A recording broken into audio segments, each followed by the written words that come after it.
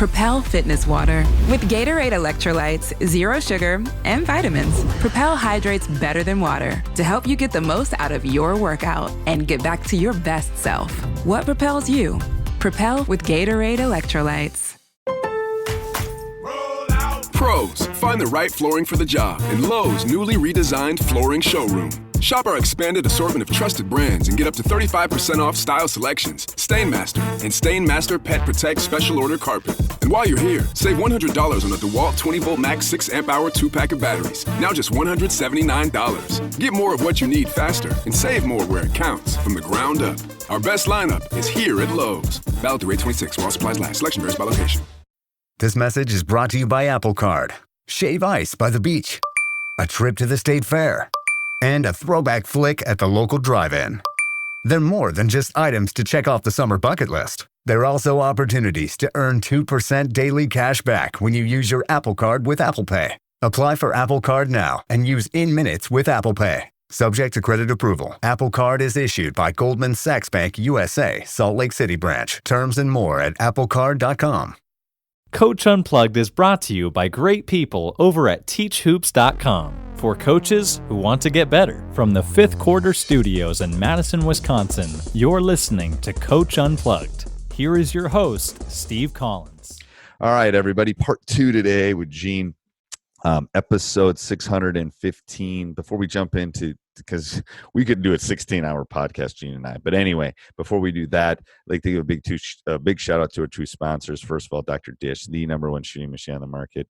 Go over and check those great people out. Mention Coach Unplugged. They'll give you $350 off. And even more important, what allows us to keep the lights on, keep these plug-in, keep me doing all the interviews. I got you should see all the interviews I got on my hard drive right now that I got to upload to give to all of you. Teachhoops.com allows us to do that. So go over and check it out. And let's head off to the podcast. Hoops. I haven't talked about that a lot on the podcast, but go over and check that out. And then if you're looking to take your coaching to that next level, looking to go from, middle of the run to the conference championship, go over and check out teachhoops.com for coaches who want to get better. 14-day free trial, resources, videos, community, one-on-one calls, office hours, you name it, we've got it. And if we don't, we'll make sure we get it for you. So go over and check that out at teachhoops.com. Let's get back to the podcast. We're playing basketball, but our spacing is great. Our timing is great. They know where everybody's at. And I'm going to tell you now, we see off these 4 foundations, we're going to be able to adjust and do different things off of it. Right. But, man, that's what we work on. Like in the summertime, I put in, when we go play in scrimmage and all, I put in no plays. I don't want to run sets and all that stuff because I know that's more what I can do. Right. I put them in only the foundations and see what they can do. And it's been really, really big for us because now that's what we build everything in our program off of, even down to our middle school. Yeah, it's the zone thing is similar to, we run read and react, which is similar. We have some dribble drive principles, but it's really about spacing. Most offenses are about spacing, movement and spacing. It is. Yeah, and if you can teach them to do those, because they stand, they don't move. Absolutely. That's the problem. And especially if you get a great player. Like I've had a couple of great players, and guess what? Sometimes they want to sit there and watch the great player play and make plays for them. No, you can't do that. It's 5-person. Pretty soon that great player ain't going to have a great game, or something's going to go wrong, or she's going to twist her ankle and she's out. Okay, now what we do? Right. So, we like I said, spacing is so huge, and just teaching kids, especially with girls, because a lot of times girls just don't, they want to run A to B to C, and what happens if B to C breaks down? Well, they ain't got a clue. Right. So we've been able to teach kids how to play basketball and been real, real successful with doing that. What would you tell a young coach that wanted to get into coaching, other than to see a psychiatrist? Oh Lord. Well, what's really great right now, one of the best things that's happening in my life is I was blessed, like I said, with 4 children. And I had a set of twins that, matter of fact, both of them got married in the last year. But one of them's a boy, and he has loved basketball and had a passion for basketball ever since he was able to walk, and has been with me in the gym, just a gym rat and everything else. Well, he's always wanted to coach. Well, guess what? 3 years ago, we put him as a community coach. He's in college. He's been helping me for 3 years, on 4 years now. And so I have the privilege right now of coaching with my son. That's and awesome. so I'm trying to teach him everything I can. So when this dinosaur goes extinct and right off in the sunset, I want him right there to do things better than me. Right. And so, I tell you one thing I'm always talking to him about is building the right types of relationships with players, because I coach kids hard. I mean, if you come to one of my practices, you probably go out and say, y'all need to get him a straitjacket and put this guy in. He's crazy. Right. But what I've learned is you cannot coach kids hard unless you have a relationship with them, unless they truly know that you care about them outside of basketball, you love them, you really have a great relationship with them. And so I'm always talking to him about, okay, how you got to try to build trust and you got to try to build these relationships and everything else. So, and he does a good job with that. But you also got to be careful with being a male in a female world of coaching of how you do those relationships. Right. So it's kind of a way that you have to really work with the kids and do that. But that's something I'm expressed to him every day, even relationships with parents, how you can defuse situations before they ever start. Because, there's another change that's happened. When I got into coaching, my first thing, I ain't dealing with parents.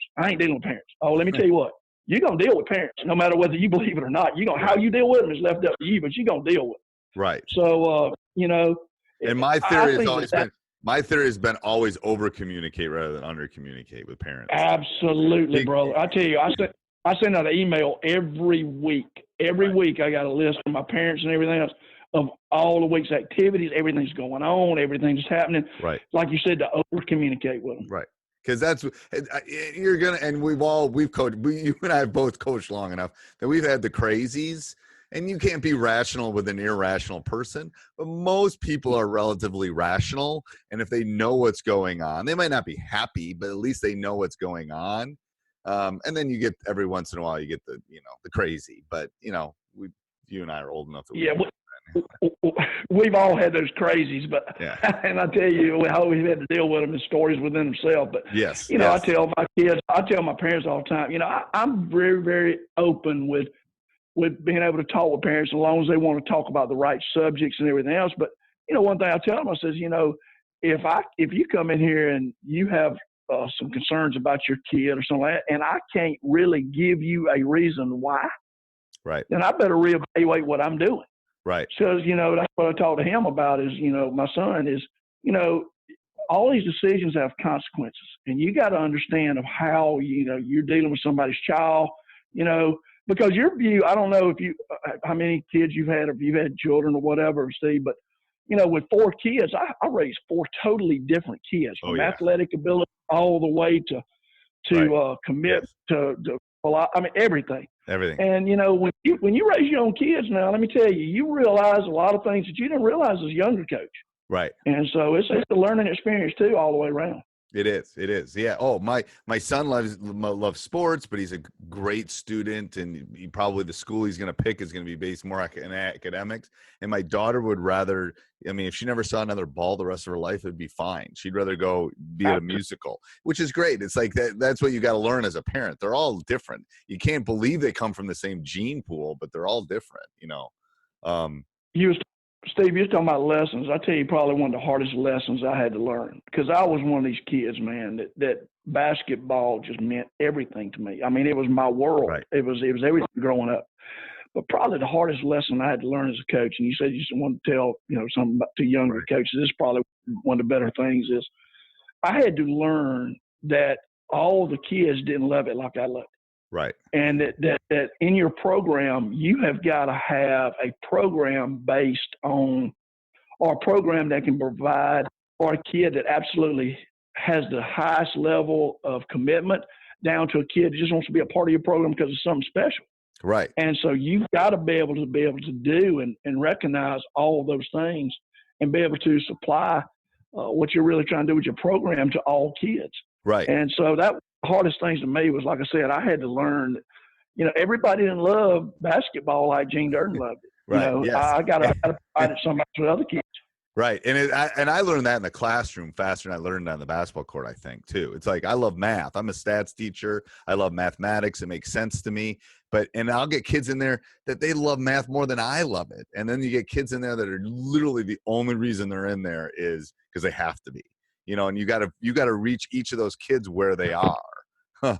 So I think that's a great teaching thing. All right, if you could meet one coach, living or dead, and talk to him for 1 hour, who would you talk to? Oh, great question.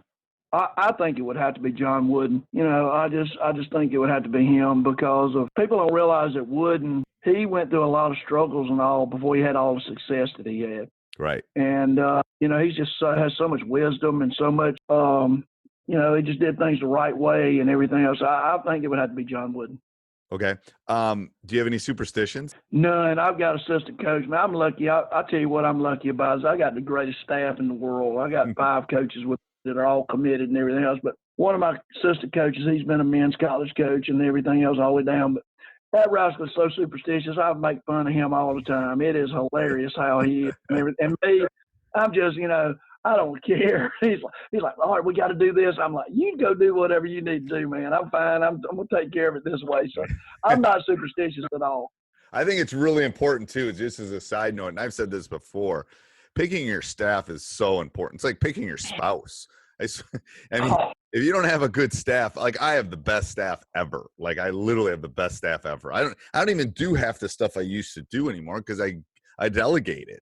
The reason I can do a podcast is because I'm not doing the stuff that, I used to do because, I'm trying to meet other coaches and broaden my horizons that way. But you got to find a good staff. If you have a bad staff, you're not going to last very long in this profession. Listen, you just hit a point, Steve, and I'm telling you, people don't realize that you're only as good as the people you surround yourself with. And it's like one of my coaches has been with me for 12 years. She's a female. When she first came on board, she didn't know anything about basketball, but let me tell you what she was about.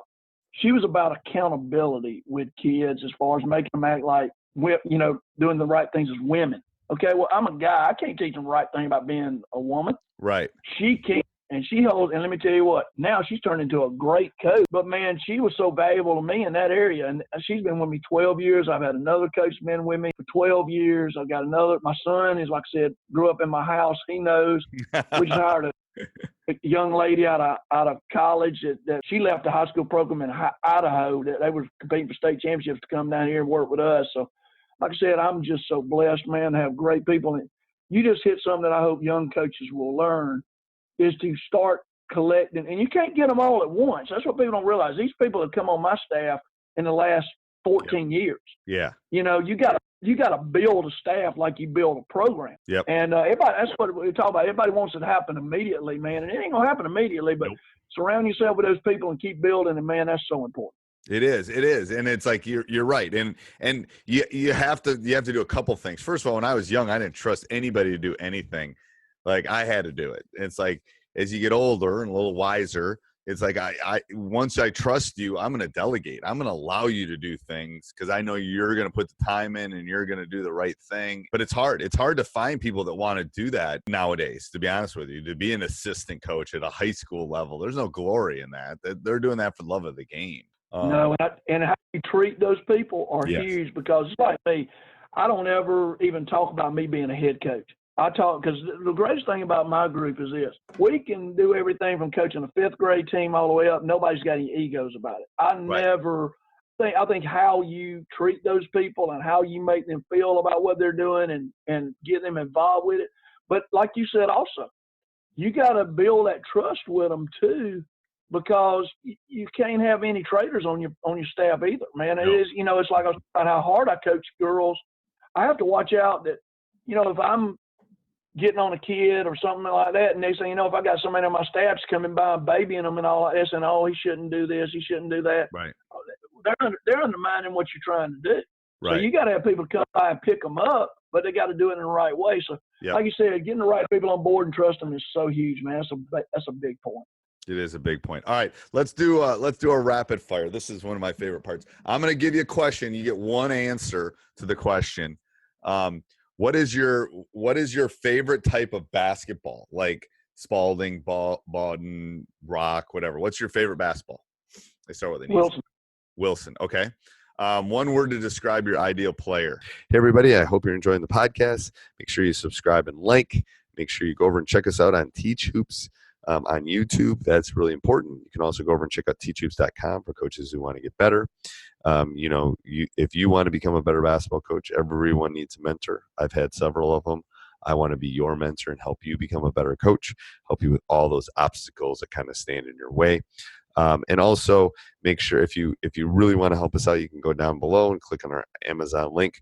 That would bookmark that. Every time you shop, we get a small little commission, and it helps us with our expenses of running this podcast.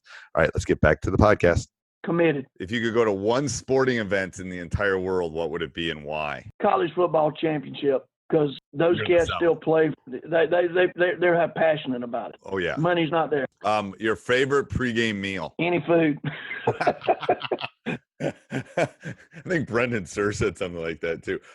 One thing you do to relax? Oh gosh, I need help with that one. I got where I like to go out on a boat. I like to go out on a lake. Okay. Yeah, I used to fish. I tell people I used to fish and golf before I coached. That was my other life. Best basketball player you have seen in person? I'm drawing a blank. Okay. I'm sorry. I'm right. just going back to college and everything else. I don't know a lot of professional games and all that.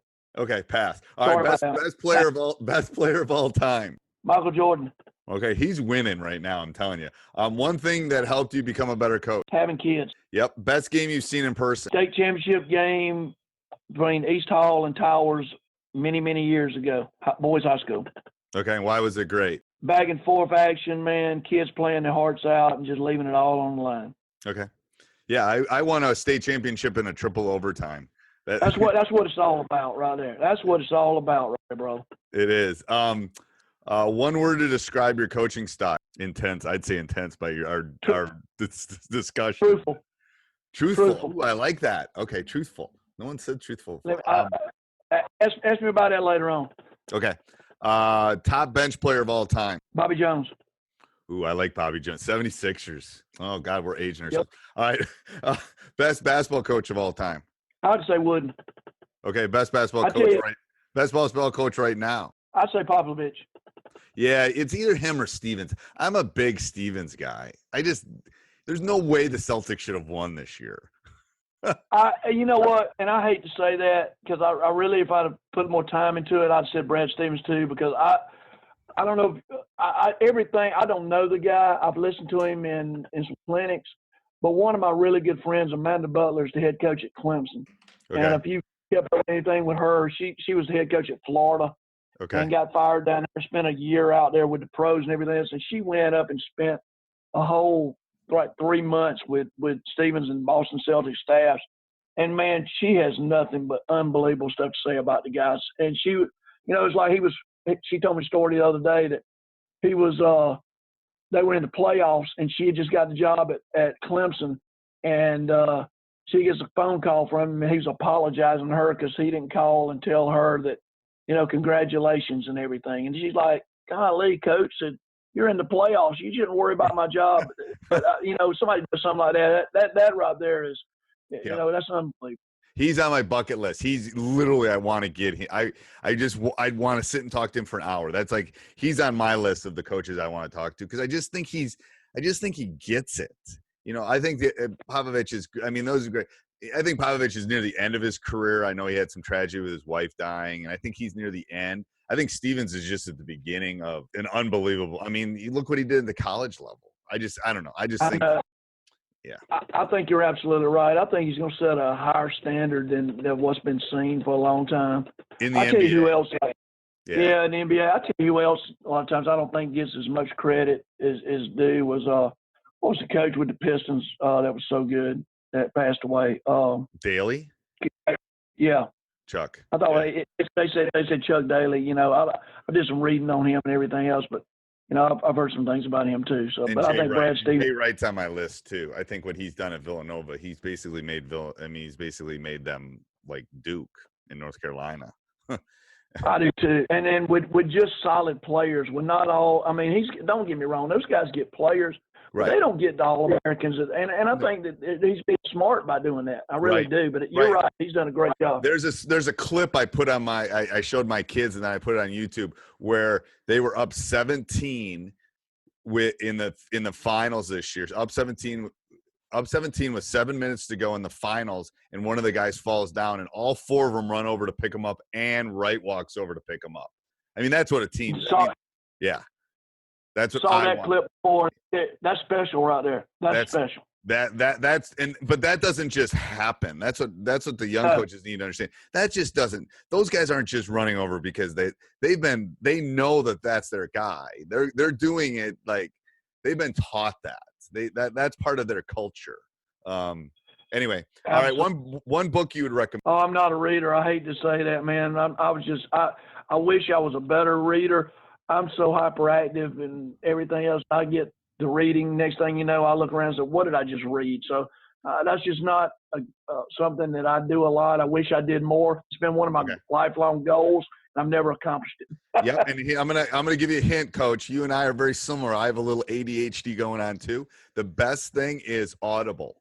You find the book and you listen to it while you're doing something else. Like I listen to books while I'm walking my dog or I'm exercising or things like that. And that way I'm killing kind of two birds with one stone. I'm learning things, but it's a great way to do it. It's like podcasts, but they're books. It's Audible and you can listen to it. But so that'd be my recommendation to you. One thing you tell a young coach, you kind of did that before, but what would be one thing if you could only say one thing to a young coach? I think you got to be hard-nosed and tough-skinned now. So go back to the truthful thing. Why did you say truthful on that one question? Because I tell you, I always talk, and I talk about this at clinics and a little bit of everything else too. I really feel like that we need people of truth in our life because so many people now tell us what we want to hear instead of what we need to hear. And I think that people would, even when I look at my wife or I look at the people I'm really close with, sometimes they don't tell me what I need to hear. Like I was telling you about the young lady on my staff. She's an unbelievable woman, an unbelievable person. And I promise you, if I go to her, she's going to tell me the truth. She don't care whether she hurts my feelings or not. Right. She ain't anything about me. She's going to tell me what I need to hear. She's done it throughout coaching with her. And I think you've got to have people of truth that surround you, that you just got to tell you stuff that you need to hear. So I tell my players all the time that I'm going to be that person of truth. You may not like it. You may not agree with it. But you know what? I'm sorry, you there? Yeah, I lost you there for a second. Finish that, Coach. Finish that thought. I was just saying that about the woman that with me, but I always talk to my players all the time and tell them that, I'm going to be that true person with them.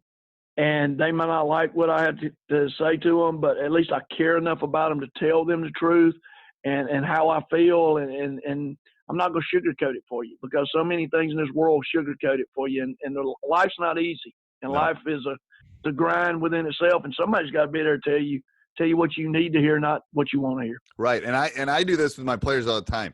We refer to it as truth or harmony. Do you want the truth or do you want harmony? And I go and they'll say, "Oh, I want the truth, Coach." And then I said, "Okay, here's the truth. You're not boxing out, and here's what you're not doing right."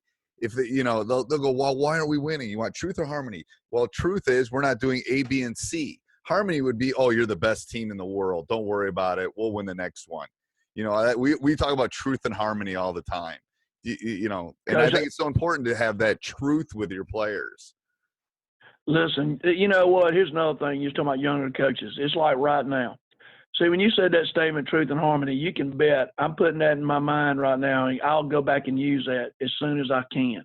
See, what I think one thing, too, you're talking about with younger ones, one thing's helped me through my career, and I can tell by talking to you, it's always helped you, too, is we're older coaches, but we're always trying to sharpen our skills and learn from other people.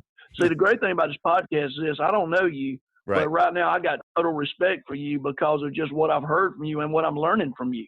Right. And see, I think so many people now think they've got it all solved. They think they have it all and have it. And once you quit growing, you're done. You're done. I mean, Yeah, that's what people don't realize. Yep. And some people just don't want growth in their life. They don't want truth in their life. They want growth. And so this podcast has been great for me because I've enjoyed hearing some things from you and broadening my growth and broadening my horizon. Yeah, me too, Coach. That's awesome. And that's what I tell my son and my daughter who live in my house. I tell them, this is what life's about. Find those. I mean, I'm sitting here because obviously I've had good players, I've had good coaches, but I've had great mentors too. I've had other people that have helped me along the way. And that's what I don't think people realize is for young coaches is find some people that will help you along this journey, because they will help you. If a coach emails me, I respond. Trust me. If they have a question or anything because of this podcast and my YouTube channel, all that stuff, I get emails all the time. I always respond to them because that's part of me giving back to the game that's given me so much. You know, I feel like that's part of my community services. I want to be able to help coaches. You know, and that's one of the reasons I'm coming down to the clinic. I'm bringing my wife and we're coming down to the clinic because it's great. I want to hear other coaches. I want to, that's part of the growth part of this game. I think you're right, Coach. You're absolutely right with that too. And I wish more people understood that. Like I said, it's kind of a lost art. It nowadays. Is really. Well, I really look forward to seeing you. And I'm going to put in the people that are listening to this, I'm going to put in the show notes the stuff for the clinic. I think you're starting us off early morning too, Coach. I think you're like the first person. Yeah, they bring me in to try to wake everybody up, I think. Like I said, they come in and blast everything in there. And so, but I tell you what, Steve, it's been an absolute pleasure. And now, what's got me fired up is I can't wait to meet you. It will be great. I'm so excited. I'm going to try to get as many of the coaches I can, and it will make lunch, and we can all get together. And I told Kevin, I said we could do like a round table at the end too, if people aren't too tired. I mean, I would love to sit down with all the coaches and just sit and talk, because that's the fun part of this thing. I think bouncing. I refer to them as golden nuggets. When I go in clinics or I go listen to coaches, I'm always looking for those little golden nuggets that I can take to my team. So yes, I look forward to it, Coach. So I will see you in a couple months for sure. Listen, it's been an honor and a pleasure to be here to talk with you and meet you and everything else. And like I said, I look forward to meeting you down there. And if there's anything I can ever do, please let me know. And like I said, it's been a blessing and honor to be on this podcast. Oh, it's been my pleasure. Have a great weekend, Coach. I hope it's not too hot down there. It's like 90 in Wisconsin today. Yeah, it's pretty hot. One thing we got to do with Kevin, though, I told everybody that calls and asks me, he's doing his Legends Clinic. I told him, I said, the only thing about being a legend, that means you're very, very old. So we need to get a new title or something. Yeah, I don't know. We need to change the name. We'll get yes, you're right. They call them the old guys. So yes. All right, Coach. Talk to you soon. Hey, Coach. I hope you enjoyed that. Make sure you subscribe and leave a written review. We would love those. Also, I would ask that you go down and think about joining teachhoops.com. I know you've been thinking about it. It's like, oh, should I do it? It's a lot of money. It's like, trust me, it will pay for itself. I would not, I have partners I have to pay, but it is worth every penny. So go over and check it out. And then if you're going to do any shopping, click that Amazon link down below.